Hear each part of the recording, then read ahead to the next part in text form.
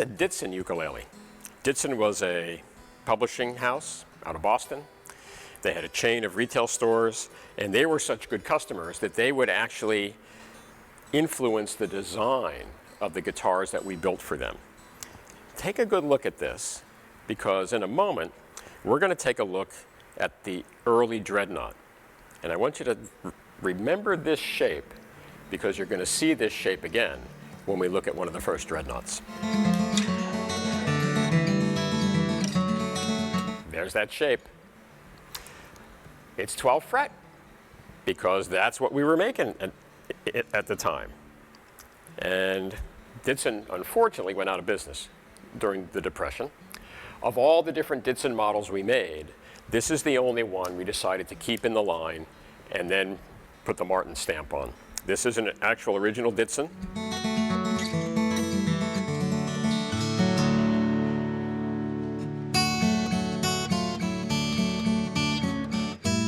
CF established his business in Manhattan, and it was there from 1833 until 1839. My take on it is Mrs. Martin was not happy. I don't think she liked New York City. There was a big fire in the neighborhood. It was a very tumultuous time in a tumultuous city. She had some friends who had settled in this part of Pennsylvania, friends from Germany. I think she came out to visit. She went back to New York, and she grabbed CF by the ear and said, "We're moving to Pennsylvania." Something happened to the guitars. And recently there's been a book written about it called Inventing the American Guitar. And it talks about why did CF stop making Stauffer-style guitars and start making guitars that we very easily recognize today as Martin-style guitars.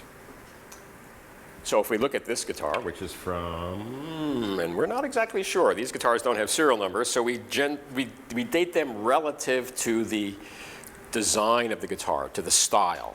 And we know that within a period of time we made that style guitar, so that's pretty much when it was made. So what did he do? Well, he copied the rectangular headstock, which the Spaniards were using. Stopped using the Stauffer headstock, which was actually a blessing, because the Stauffer tuning mechanisms were very expensive and they were imported from Europe. But this guitar, it's a little bit of this and a little bit of that. Still has the ice cream cone heel that he would have used on a Stauffer-style guitar. And it has a pin bridge. Now you think about a Spanish guitar. Spanish guitars have Spanish heels, and they often have the tie bridge rather than pins. So let's see if we can find one of those here. There you go. I mean, talk about copying the Spanish. Even, you know, the impression of the two-piece side.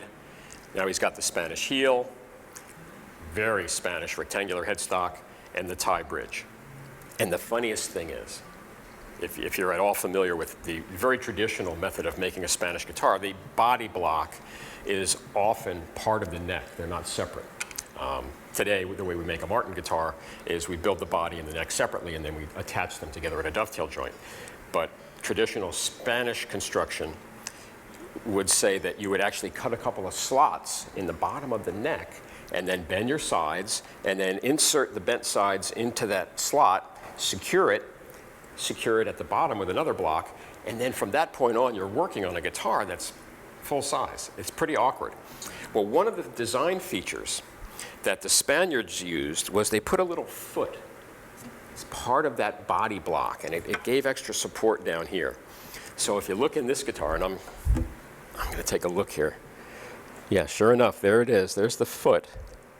But in the case of CF, he used a dovetail joint, which is something that he learned as a cabinet maker. He was using it with Stauffer. We use it today on the Martin guitar.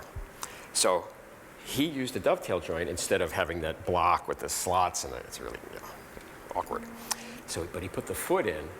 The foot's a fake. It has no real purpose. Certainly didn't have the intended purpose that the Spaniards decided by incorporating it into the body block. And then eventually, as he evolved his style and began to Martinize it more, he dropped the foot completely. But I think it's pretty funny that some of the guitars in this case and some of the guitars at the Met have that foot there, really for cosmetic reasons. Let's just talk about the Holy Grail here. This is it.